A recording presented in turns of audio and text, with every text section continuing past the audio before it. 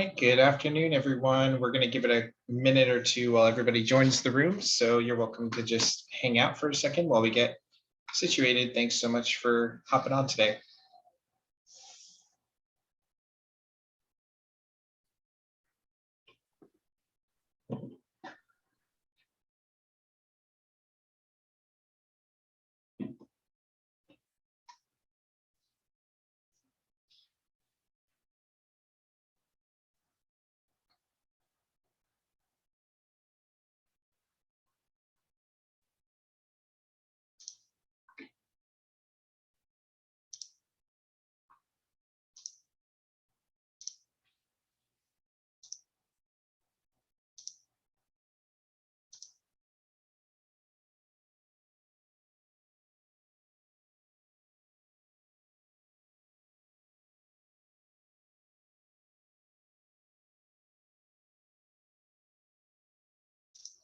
Okay, so for the sake of everyone's time, we're going to go ahead and get started. For those of you that are here today, welcome. We are excited for the content that we're going to be providing today on social media marketing for small businesses. Just a couple housekeeping things really quickly. We recommend, if you have any questions, and using the Q&A function, it's just easier for our presenter to respond to you. You can ask questions at any time that they come up during the presentation. We may not answer them right away, but we will be sure to get to them at the end of the session. So if you'd like to hold your questions until the presentation is over, you're welcome to do that too, or just drop them into the Q&A box and we'll hold them until the right time. So with that, I would like to introduce everyone to Julia Olivas, who is our digital marketing specialist at Local First Arizona. She's been with us for some time now and manages a lot of our accounts at Local First and our strategies, and is looking forward to sharing with you the top insights that she has on what small businesses should know about social media in, almost October 2021 now. So I will give it over to her, and I'm looking forward to the content. Thanks so much for being here, Julia. Yeah, thanks for having me. And I'm really excited to talk to you guys about social media and just kind of what's going on. I know it can kind of feel like this big beast of a project, especially when you're a small business and your time is so limited. So hopefully we cover some things that you're familiar with, but also dive into some new things that maybe you've been interested in, and hopefully get you comfortable so that you feel ready to take the leap. So like Tommy said, I'm the digital marketing specialist for Local First. So I help manage our social media channels, and I also manage our digital advertising with Google and across social media platforms. So this is a very familiar topic for me, especially with small businesses. So today I'm trying to keep things kind of general so that everybody can find something that applies to them. So we'll be talking about your audience, focusing on the right channels, content, and figuring out what to prioritize. And then I even outlined some tools and resources that will hopefully make your life a little easier and streamline some of this. So before I dive into things, if you guys want to drop in the chat or the Q&A, what are some of the hurdles that you're currently facing with social media? And hopefully I address some of them throughout this presentation. And if not, we can definitely circle back at the end too. So go ahead and share what some of your hurdles are and some of the things that you're facing in your own social media platforms. Getting likes, that's a big one. And reach, yep. Reach and engagement are like the biggest thing that people are always trying to figure out how to get more of. And hopefully when we talk about some content, you guys will be able to come up with some ideas to get that. So this is the top 5 social media channels you guys are probably really comfortable with seeing. And there are a million social media channels out there, and it can feel kind of daunting. And YouTube is not on this list. That is its own giant social media channel, which if you have the capacity to be doing video all the time, I highly recommend YouTube. But when you're looking at where to be, it can feel a little intimidating, like you need to be everywhere at once. And that is definitely not the case. So for small businesses, Instagram and Facebook are my recommendations. That's the bread and butter. 80% of Instagram users are deciding what to buy, where to buy it, where to go on vacation, where to visit, all from Instagram. It's kind of become its own search platform, and the same with Facebook. So there are 200 million small businesses across the world that are utilizing Facebook, and some of them are even using Facebook and Instagram instead of a website. So there is so much opportunity here to get your brand out, connect with audiences. So even though the other three channels, TikTok, Twitter, LinkedIn, have a ton of value, they all have their own audiences, their own content structures. If you are only choosing two, your time is limited and you don't know where to go, Instagram and Facebook are really where you want to focus your energy. That being said, TikTok has obviously really grown over the last few years. So if you're super comfortable making video or you have a social media manager, TikTok is definitely something to explore if you have the capacity to do that, but don't feel pressured. And then after identifying your social channels, you need to know who you're talking to. And so you kind of already have an idea of who your audience is based on maybe like who's walking into your store, who's sitting down at your restaurant, or who's ordering from you online. Like you have some of that information. It's really important to be looking at who your audience is on social media, because you might find that it's a little bit different than the people that you're already serving in your business. So location, age, gender, motivators, what are their challenges? These are all really important in knowing who your audience is so that you're creating the right content for them, and you're not like speaking to the absolute wrong audience, and you can lose followers that way. So knowing who your audience is, giving them the information that you're looking for are all ways to increase reach, get followers, and really at the end goal of like growing your business, getting more sales, getting more visitors, whatever it is. And a tool that you can use is creating customer personas. So you can kind of create these 3 to 5, maybe they're like a fake person, or maybe you have these customers that really represent the rest of your audience. And you can speak specifically to them. And this is something that Local First does, and most big organizations do when it comes to marketing, is they'll create customer personas and they gear all of their content to those people. Because the more specific you are to your audience, the better. You can't be everything to everyone. You need to be your authentic self and your brand, and the customers will come. So to support that, your branding is really important. So just like getting to know your audience is important, you need to make it really simple for your audience to get to know you. And a lot of that is your branding. So making sure that your name is the same across all your platforms, make it really easy for people to find you. Making sure all of your logos are the same, brand colors. I can't tell you how many times I've looked up an Instagram for a business and looked up their Facebook or Twitter, and it's like all different stages of their logo. And it's just because sometimes it is hard to keep up and make sure that everything is up to date, but you really want to make sure that you look the same across all your platforms, that maybe it matches your website, like that you're really recognizable. Another part of your branding is making sure that your profile on all your social platforms is completed. So your bio in your Instagram or your About Me section in Facebook, you need to make sure that all of that information is filled in, because Instagram has really rolled out a search function where you can look up businesses in a way that you weren't able to before. Before you could like look up location or a hashtag. Now you can really type in phrases, and based on the keywords that you're using in your bio, your caption, your location, all of this different data, you'll be searchable and easy to find by people that are looking for businesses like you.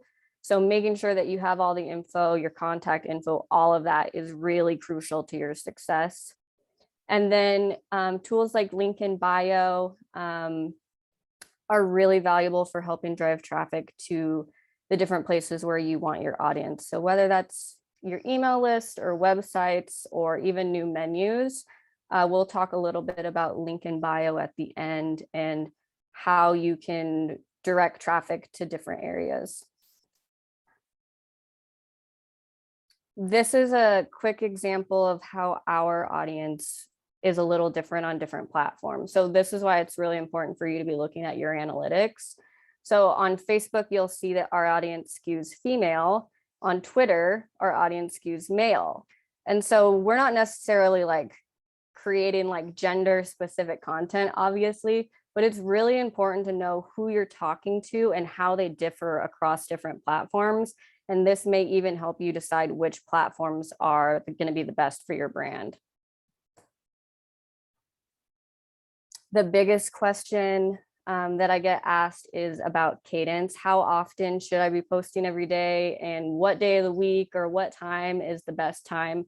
So I put these kind of quick guidelines here for you. Like 1 a day on Facebook is good. 3 to 4 posts a week on Instagram is kind of the standard. But I find that people really get hung up on this part of it, and this is not the most important thing. Like with a time of day that you post is really not going to make or break you. Consistency is key. So as long as you're posting regularly, you're posting content that your audience wants, that is the most important thing. So don't get hung up on like which day of the week you need to be active on and things like that. Just be consistent and be posting really quality content. And that is the highest priority here. Something to be said, especially on Instagram, there are some studies out where if you increase the frequency of your posts, you will increase your reach. And that doesn't mean like posting a ton of times in one day, but maybe you want to bump it up to like you post every day, so 7 days a week. And that will increase your reach, but people are seeing that engagement goes down. And that could be because people are used to seeing your brand more frequently, so they're not as inspired to like comment or engage on your posts. And if you want engagement to go up, people are kind of dialing back their posts. So maybe they only post 3 times a week. Their reach goes down slightly, but their engagement goes up. So depending on what kind of business you are, what kind of content you have, that's kind of something to have in your back pocket when you're thinking about frequency. The other really important thing about your content is creating your identity, really developing your voice on social media. So depending on whether you're the face of your business or if your business is really like its own entity, like deciding the language that you use, how professional or how relaxed are you? Do you write like you talk? And other things to consider are your values. So how do you want to improve people's lives? And how do you want people to talk about you in the community? So those are really things to be thinking about when you're developing your voice, especially if you're going to be having people manage your brand that aren't you. If you are hiring a social media manager, you need to lock in your voice so that you can have them be a cohesive part of your team, so that you can't tell when like different people are posting. It needs to sound the same all the time. And that rolls over to engagement as well. So responding really quickly and then how you interact with your followers and your community are all part of your voice. And a lot of businesses are using social media as customer support. So having your voice locked in and how you interact and answer tough questions sometimes is something that's really important to be considering. I included an example here of bar and restaurant insurance. I love this social media channel, and David DiLorenzo is a really great partner of ours. So it's fun to share him on here, but this post is like such a great example of voice and like who your identity is, because he isn't just talking about like, you know, we support our clients and we'll do anything for them, and it kind of being like a dry insurance post. It's like super fun. It's so much personality. If you know him, this is such a great example of who he is. But he has done a really great job of taking something that is seemingly kind of dry, like insurance sales, and making it really fun and engaging. And even if you aren't a bar or a restaurant that does business with him, you can follow this account and you get content from it because, or valuable content from it, because he's kind of positioned himself as like an influencer. So he's out at these really cool restaurants across the state. He's interviewing chefs and talking about cool new menus. And he even has a podcast. So you don't have to have like sexy content like a new restaurant or a really cool shop to have a beautiful or a really engaging Instagram. You can make anything really cool. You just have to have a really locked in voice, a really locked in brand, and know exactly what your identity is. And you can have like a really fun Instagram like this one. So if you don't follow him, check him out. He has some really great examples of just the type of content that you can be sharing to mix it up. It's really important to know that each platform prefers a specific type of content. So posting the right media on the right platform is important when we're talking about engagement and reach. So customizing your content, let's say you are a new bar and you're launching like a new cocktail menu. You might shoot a reel or create a reel that highlights all of the new products and share that on Instagram. And while you're creating the content for that reel, you're also taking photos. So you can share the photo on Facebook. And then you can do like behind the scenes stories for Facebook and Instagram. You could take a poll, like what are people most excited for this season, or questions, what drink are they really looking for from you guys? And then using hashtags and stickers are really important too. Those are new features that Instagram has rolled out, or new-ish. And so they want you to use those. And then links, like LinkedIn or Twitter, maybe you share out a link to the new menu, or maybe you've been featured in a New Times roundup and you want to share that on Twitter. So it's basically all the same content, but you're cutting it up and kind of molding it for each platform to have the best performance. I included this headline because it's so dramatic and I love it so much. Instagram's pivot to video marks the end of social media as we know it. It's so over the top. And if you've been on social media, you know that this is not like a brand new evolution of Instagram and everything has changed. Video has slowly been like gaining momentum and has been the preferred type of content on a lot of platforms. And especially keeping up with TikTok too. So people might see this and freak out and it feels like overwhelming to get on Instagram now, but really not too much has changed. They announced that they are prioritizing video and Reels is the way that they've been doing that. So they want people to use their new feature. So the Reels have been getting the highest reach, the most engagement. And if you're scrolling through your timeline, you'll see that most of the content you see is video now. So being an early adopter to things like this is super important. So whenever there's new features, if you can start utilizing them as part of your content, you're going to be seeing really great numbers and engagement on those things because the algorithm is going to prioritize those types of posts. So on the left, you'll see arrows pointing to where you can find Reels. So across the top, that's where your Reels are located. Or if you go to a profile, that's where you can see their Reels. And then on the bottom, that little play button, that's how you can like browse other pages Reels. So if you're looking for inspiration, or maybe you're not familiar with what Reels are, I recommend going and looking at that. They're just short 15 to 30-second videos. And it's a mix of things. Like there are informative videos. Maybe you've seen like people pointing at the screen and it features text, or there's people lining up photo collages to music. There's like so many possibilities there and it can feel a little daunting, but I definitely recommend whether it's like hiring someone to help support you with this or just playing with it so that you get comfortable in video. Video is definitely where you need to start transitioning your content. Stories are really important too. That's a really cool way to just kind of show a behind the scenes, or like a more casual post. They only stick around for 24 hours if you don't put them in your highlights.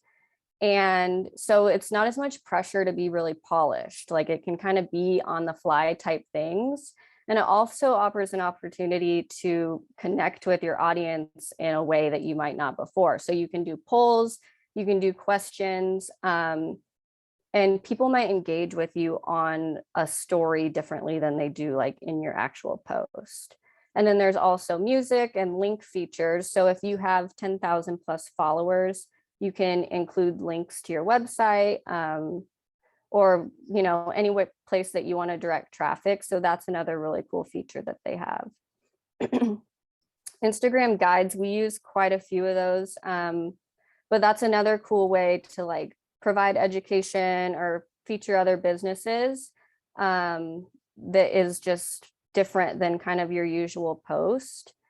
Instagram Live is another great way to be engaging with your customers. A lot of people do that for Q&A. So if you're trying to come up with ideas for new content, or you're planning new things for your business, Instagram Live could be a really fun way to engage with people and kind of get their feedback. And then following hashtags is another really important thing that I recommend doing. You can follow your own branded hashtags. So if people are using it, you'll be able to see that content. And I also recommend following popular hashtags in your community and in your industry, just so you can stay in the loop and see what other people are up to.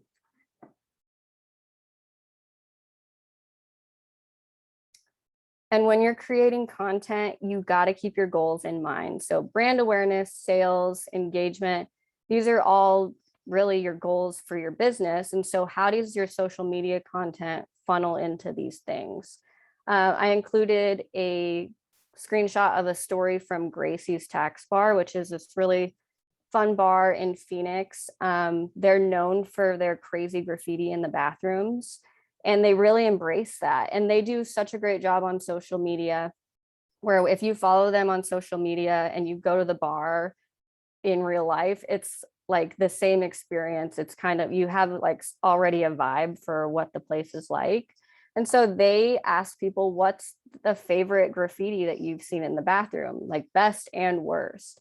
And so this is kind of cool. It gives people an opportunity to share their favorite graffiti from the bathroom and their experiences there. And then Gracie's reposted it on their story. So they really engaged with their customers in a really fun way, and then got to know their customers more.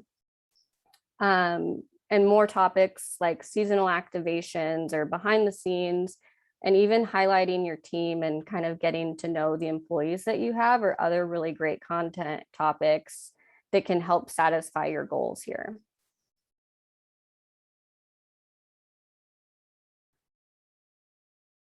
And the less fun part about social media is auditing your performance. So tracking your reach and impressions month over month and seeing if they line up with your goals and seeing how your content is performing. So the top graph is engagement by day. So you can see like posts that did really well, posts that didn't do well, and like days that you didn't have any content go out. So you can be like seeing what type of content people are responding to, or what type of content is not worth your time. So this is super important. And then tracking your followers over time and subscribers obviously is really important too.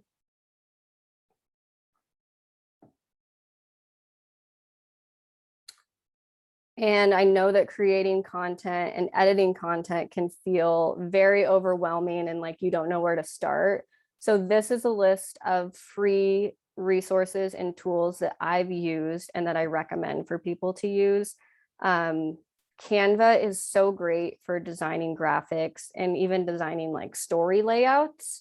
They have templates that you can use, or you can create things from scratch, but it's so awesome if you need to create like a flyer or a header or really anything. I definitely recommend this.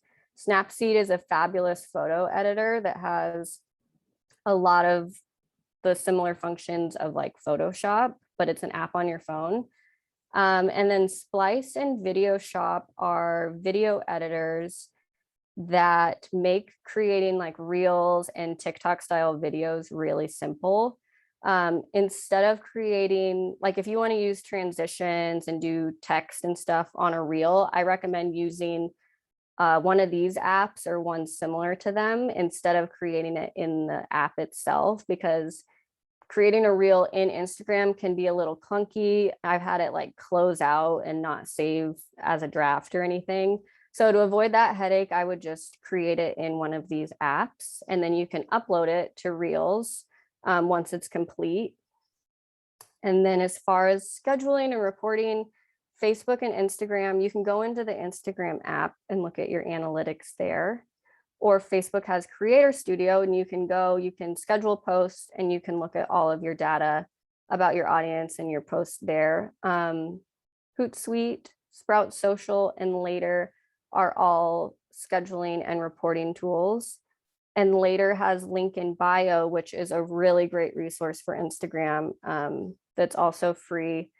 And you can provide different links to each post. So instead of swapping out the link in your bio to match whatever post you have going out that day, you can just use this one link and then you just update it for each post. So super user friendly, and I definitely recommend that. And then MailChimp is a really great CRM. And if you aren't doing e-blasts or anything like that, that's definitely a great way to connect with your audience too. And MailChimp is a resource that can help get you started there. So I will open it up to questions. And this last slide has my email. So if you guys have any questions like down the road or just kind of want to chat through some social media stuff, you can definitely reach out, and Thomas will share some resources with you too. Great, thanks so much, Julia. So I'll help field some of the questions. If anybody has any, you're welcome to throw them into the Q&A box or into the chat box, even if you'd like to, and we'll have Julia answer them live here. Just to kind of start out, Julia, you know, if you're a small business, all of this, like you mentioned, super overwhelming. It feels like the TikTok trend and the Instagram Reels, like that's super popular right now, but at the same time, you know, how in running your business and trying to, you know, make money and drive people into your door or buy things from you, it can take a lot of time and effort to develop those things. So if someone was going to commit to, you know, trying to test one of these things out, what are some of the top trends or some of the top things to learn from or to go look at that would be helpful for a business to figure out, you know, what are some of the things that they should do themselves? Because I know there's all these different trends and different ways to do it. Yeah, so really the Explore tab on Instagram, like if you look at Reels on there, you will see that so many of the posts are so similar. They all use the same song, or it's kind of a similar format. And like right now, there's like the pointing videos, and those are so easy to create. And so if you're trying to educate people about your business or who you are, that would be a great place to start, because the creation part of it's pretty easy. It wouldn't take you too long to make those things. But I think that looking at other businesses that maybe are similar to yours and seeing how they're utilizing those functions is a great place to start too.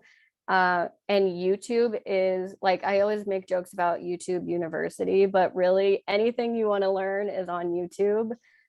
There are so many great videos of people breaking down how to make reels, how to do cool transitions, and just kind of like inspiration on there. But everything from like lining up your music to like photo transitions is on YouTube, and if you can figure out how to make really cool videos in like 20 minutes or something.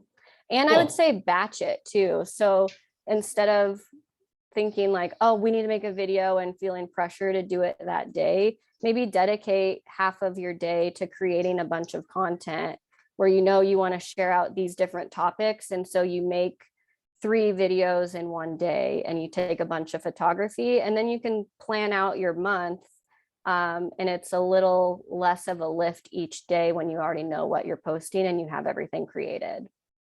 Very cool. Very cool. I think the other thing that I'd add to that I've seen businesses doing is that you don't have to have it perfect, right? We see all these Yeah. videos going viral all the time of people doing all these fun things on videos and whatever. And as a small business, you don't have to make this perfect video that's going to go viral or expect it to, right? You're just looking for ongoing, continuous content that keeps your audience engaged. So, if you're going to make a reel or a TikTok or whatever and share it on LinkedIn and it has something to do with your business that you think people would like, then do it, right? You just putting content out, I think, is one of the most important things. I don't know if you have any other thoughts on that, Julia. No, that's 100% right. Like consistency is the key. So just posting like a few times a week is the biggest thing. And even though social media, like for your business, is you should take it seriously and like put effort to it. Social media is supposed to be fun and it's supposed to be really creative. And I think that sometimes people get overwhelmed or like that things need to be perfect and then they just don't do anything. And so remembering that it's a really cool creative outlet and having fun with it, and being willing to like experiment and kind of play with things is really important for businesses to remember. That's great. I love the point that you made on being your true authentic self and brand with example from David DiLorenzo. We'll share this out later if we can find the video of it, but there was actually a really famous video that went viral not too long ago. It was through COVID, and it was two women that owned a like a bake shop or something like that. And what they did is they shared security footage from like the corner, and so you were kind of like looking down on the cash register, and somebody had walked in and purchased something, and after the customer walked out, the two women bent down underneath the counter so you couldn't see them if you were a customer anymore. Yeah. And they started doing like a happy dance and like clapping each other's hands, and the caption said, "What really happens when you purchase from a small business." And people just loved it, and it got shared all over the place. And so really encourage you to be thinking very honestly, just from a very simple context, what are simple things you can do to remind people to support you? So Totally. And that's like such a great thing to complement like a planning strategy. Like you can look at a calendar and plan out your month, and that really gives you the freedom when cool moments like that happen. You can post stuff on the fly because you're not bogged down with like feeling overwhelmed of like, we have to post today. Like if you've already scheduled out some of the like easier content that you have planned, then when a really beautiful moment like that happens, or somebody comes in your store and you have a great relationship, you can share those things on the fly. And that just adds to like your authentic voice and brand. great. Great. Well, awesome. Well, we don't have any other questions coming through, so we'll make sure that we send out a copy of this if anybody would like it after today. And you're welcome to contact Julia or us at Local First if you need any further support. We're also available if any of your businesses would like somebody to come out and work with you one-on-one to give you tips, tools, training for how to use any of these accounts, or to help set up a social media calendar. So feel free to reach out to us and we're happy to help. And yeah, thank you everyone so much for joining today, and be in touch if you have any questions after this. Have a great day. Bye everyone. Thank you.